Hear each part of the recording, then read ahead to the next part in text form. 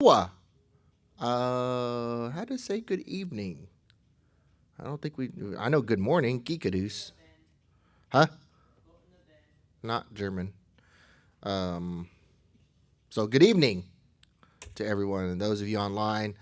I look amazing in my new hoodie. If you guys can see, can see here too.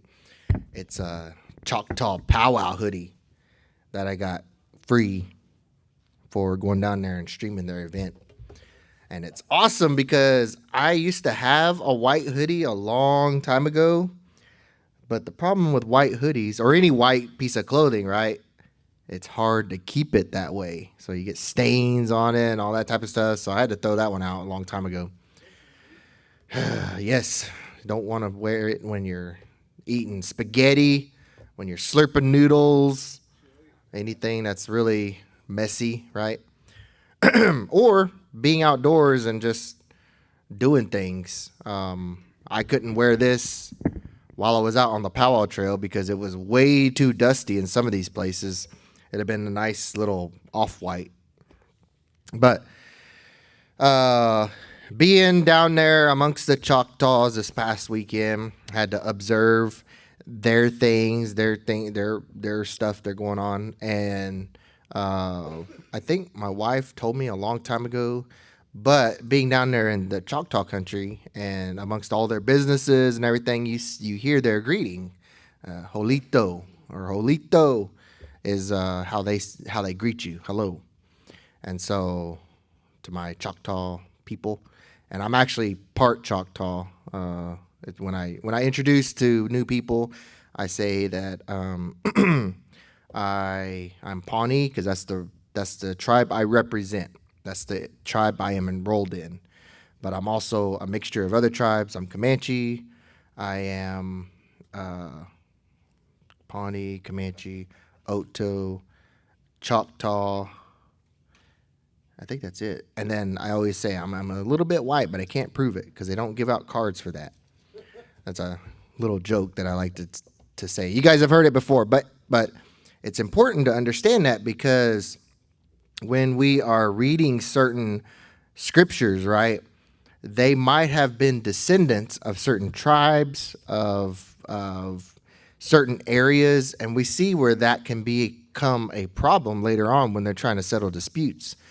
The reason that there are two wars going on, two conflicts, I don't want to call them wars because they're whatever, but there is a country that's trying to defend itself from a terrorist organization, and there's also another country that's claiming the same thing, but they are conducting, or you guys have heard it, a special military operation. But there's two conflicts going on, and there's other ones going on, but they're not getting as much news. But they all stem from land that used to be theirs, they used to be occupied by certain ethnic groups or nationalities, and they're trying to retake it back, or they're trying to expand. And this is a root cause of a lot of physical conflict. Now, here in America, we have laws. We're a country of laws, and how we sort things out, we go to battle, but it's in a courtroom. It's in a room in a special house that's designated as a court, and we go and we try to argue. We don't necessarily battle with swords or bows and arrows or guns and other weapons. We battle with words. And that's important because when we're out there trying to serve the Lord in whatever capacity, most often the way we are going to either introduce ourselves or start a conflict in most other circumstances is with words. That's either going to go off as a challenge or as a greeting, right? As saying hello, or if you're coming into a stressful situation, you might blurt out something. If I was to go down there to Choctaw Country and try to impose my ways, which were Pawnee ways, or a few years ago, Comanche ways, they would not tolerate it, right? How many of us tolerate somebody coming into our area of our responsibility or authority, and they try to impose their will on us.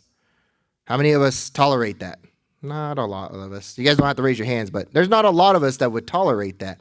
If our neighbor was to come storming in our door and tell us that we're cooking dinner wrong, we probably wouldn't take it too well, right? As Christians and more focused here on this church as Native Christians, right? It's a Native American Heritage Month. We want to recognize our heritage, our ancestors, our future generations, everything that we do in our culture. We want to be able to recognize that this month.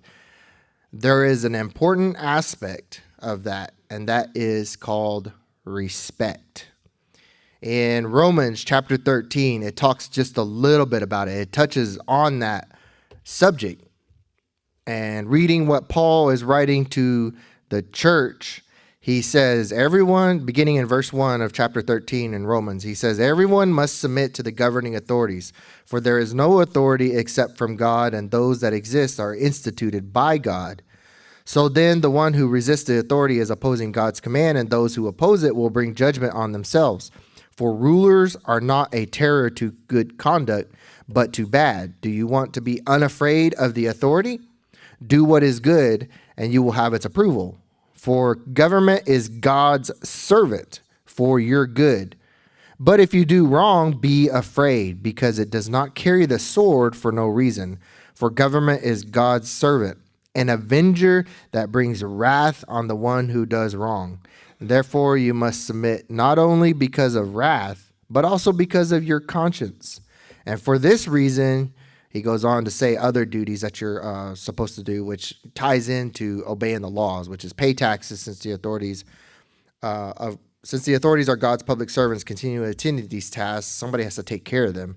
Pay your obligations to everyone. Taxes to those you owe taxes. Tolls to those you owe tolls. Respect to those you owe respect, and honor to those you owe honor. And we'll touch on that last one in a very special day coming up called Veterans Day. We want to honor those that actually put their lives on the line to protect this country, whether it's from foreign adversaries or domestic ones. We have those that put on a shield, right? A brass or gold or silver shield, and try to uphold our laws here internally inside the United States. But externally, we have soldiers that have put their lives on the line defending not only us, but also our allies and other interests. So that last one, we'll get to that part, but the first couple ones here: pay taxes to those you owe taxes, tolls to those you owe tolls. There's like I don't know if it's going to get big, but I'll let you guys know I was teaching or preaching about it one time here recently, and what I was told was no. Okay, so it came up in a meeting. It came up in an employee meeting. I remember this now.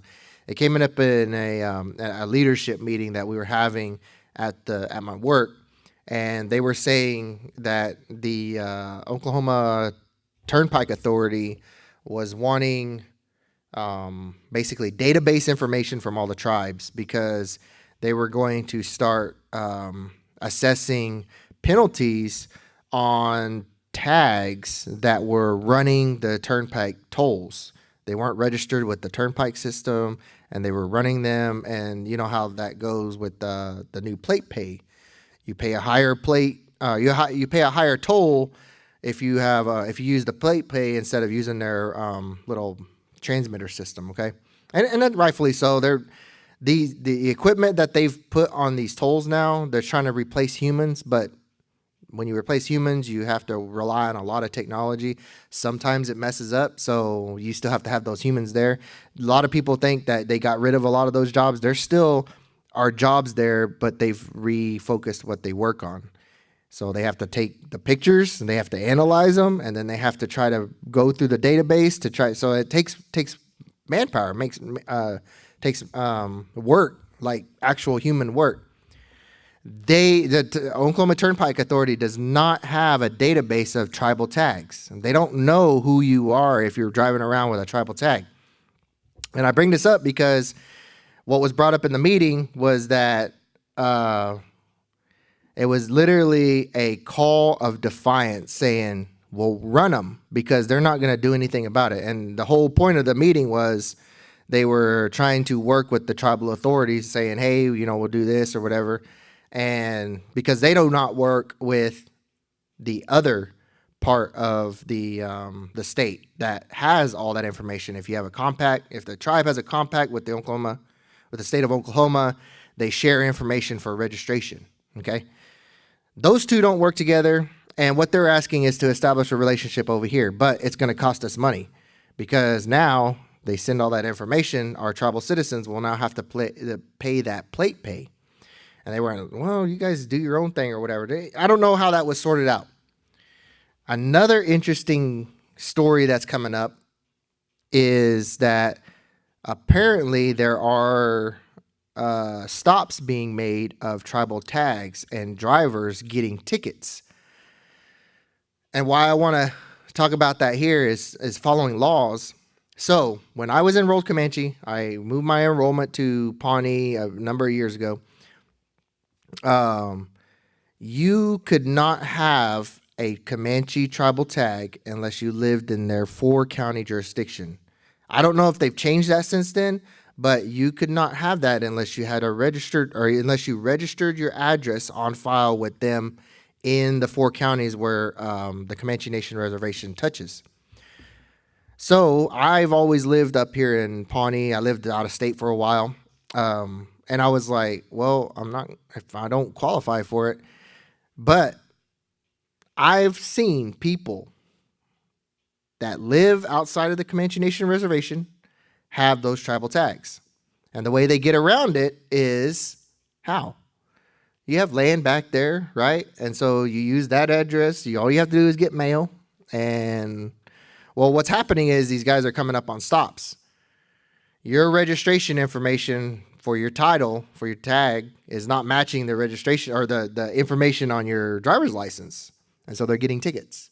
And that comes from, well, I think the argument is you're operating your vehicle in a manner that's not legal because you have a registered vehicle and you're claiming your residence is here. It doesn't match up.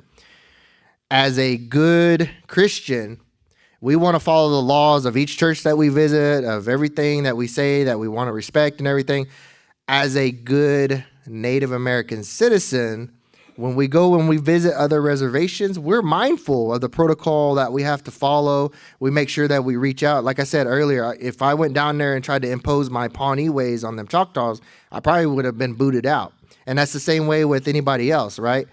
Now, us as citizens of Oklahoma, respecting the laws, taking advantage of all the things that Oklahoma has to offer us, we need to be mindful of those laws when we're trying to do things within here. Because if we want our sovereignty respected, and this goes for a Christian, this goes for Native American, this goes for a citizen of Oklahoma, this goes for a citizen of the United States of America.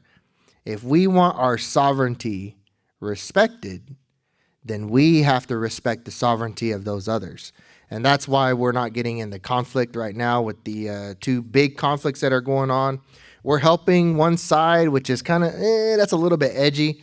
But we're right now because we respect that sovereignty. Nobody's attacked us in those wars, in those conflicts. Nobody's made a direct attack on us.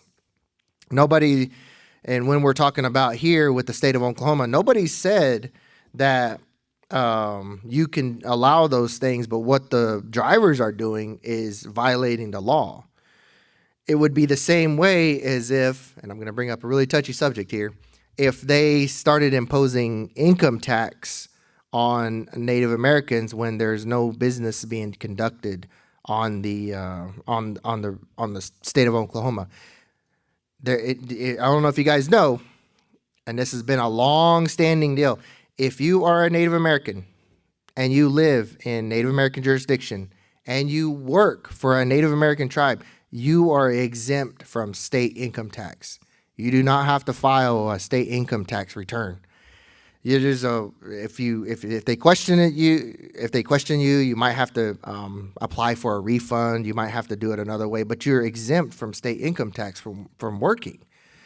And it's really, really cool because they cannot tax you as a state of Oklahoma. They can't impose their will on your guys' on Native American sovereignty, like Christians, like churchgoers. You can't. Because we're not doing business for the state per se, right? We're not trying to conduct business on stuff that they regulate, because we are, what's it called, a faith-based organization or something like that. They have exemptions for that because you're taking care of your own, you're doing your own goodwill and reaching out and supporting other causes and all that. They don't tax that activity, and it's because of that respect that that relationship can continue to exist. And so, going back to what Paul is trying to tell the church and trying to tell us today is that we need to be able to not only exercise our sovereignty, but we also need to respect the sovereignty of others. To my knowledge, I do not know of any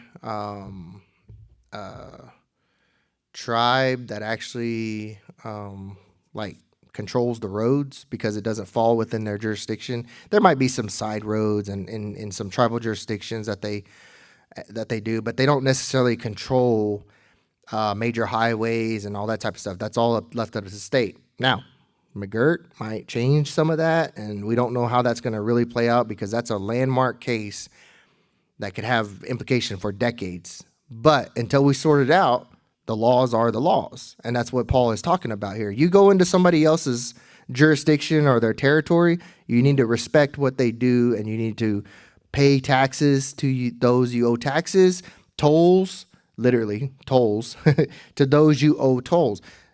Pay respect to them, and you will get respect back. And that's what the third part is respect to those you owe respect. You have to give respect first. You have to give that out because that's what God commands us to do. Because he loved us first. And because he loved us first, we then are allowed to be able to show that love. And we should be loving God first. And through that, we should be loving others because that's what he's allowed us to do. And not just love, but also respect. Respect for the laws, respect for those things that we want to do, respect for those decisions. And so, yeah, make sure you guys' tags are registered to your actual address. Hey. And you won't be getting in trouble. That's what he says right there. Do you want to be unafraid of the authority? Do what is good, and you will have its approval. Don't violate the laws. If you're constantly speeding, and you get pulled over, you can't be mad because you were violating the laws. If you take things without paying for them, you have to be afraid because one of these days you're gonna be pointed out and said, "Hey, they're a thief." For rulers are not a terror to good conduct, but to bad. And then he goes and he says to law enforcement, this applies directly to law enforcement, directly to those that have arms that are entrusted with the responsibility to use them when they need to. It says, for government is God's servant for your good. But if you do wrong, be afraid, because it does not carry the sword for no reason. For government is God's servant, an avenger that brings wrath on the one who does wrong. They have that equipment on their tool belt, in their cars. They're given really, really nice cars, really, really nice automobile. That's a tool for them to be able to use in that law enforcement capacity. And so if you're not doing anything wrong, you have nothing to be afraid of. If you're doing something wrong, you probably have something to be afraid of. And again, that goes for any jurisdiction, any group that you interact with, whether that's a tribal deal, whether that's a community, city, a civil deal, whether that's with the state or our federal government. Respect their laws, and they will respect your laws. And so that goes for the church as well. If we want to be able to do the things that we want to do, we have to respect the authority that's in charge so that they respect what we're trying to do. Show that respect first so that we get it in return.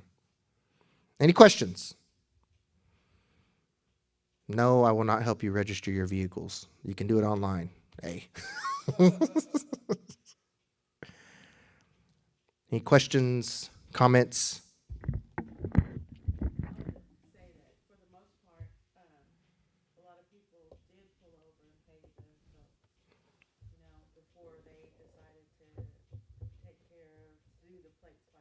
Yep. I don't know if that.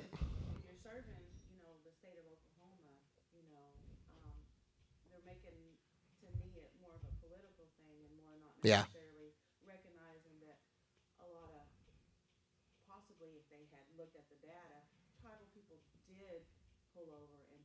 Yep.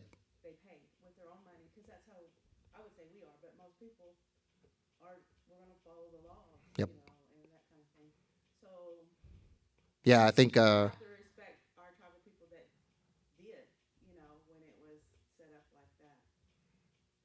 yeah, I think a lot of it is like you said, political driven or a chance to be famous. our our governor is trying to make it. I don't know. I don't know really what his intentions are, but he has aspirations. He likes to travel to other countries and be involved in things and whatnot. I don't know if his aspirations are higher than the governorship, and you can't really go much higher than the governor other than being probably a congressperson, the senator or something like that, or be secretary or cabinet, something like that. And so I don't know if he has aspirations to do that, but I think that's a lot of his drive is that he's showing that he can affect change on a large scale, and I don't know how that's working out for him right now.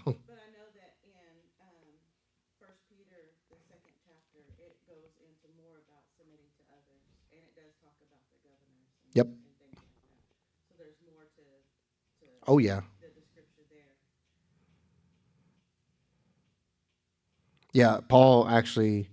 So this whole chapter is a instruction book on how to be a good citizen, how to be a good God loving, God fearing citizen to be able to carry out your civic duties. So, yes, good. Good discussion. I appreciate that.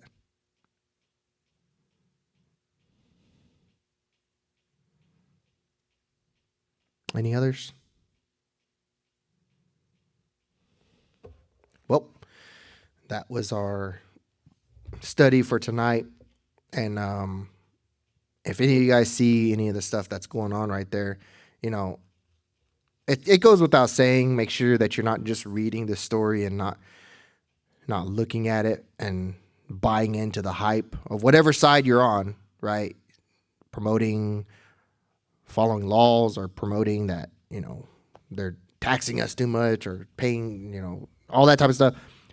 Make sure that you actually understand what you're getting into, or just stay out of it. That's my deal. It's like I observe from afar because a lot of it is nonsense. Again, what was brought up, it's a lot of nonsense.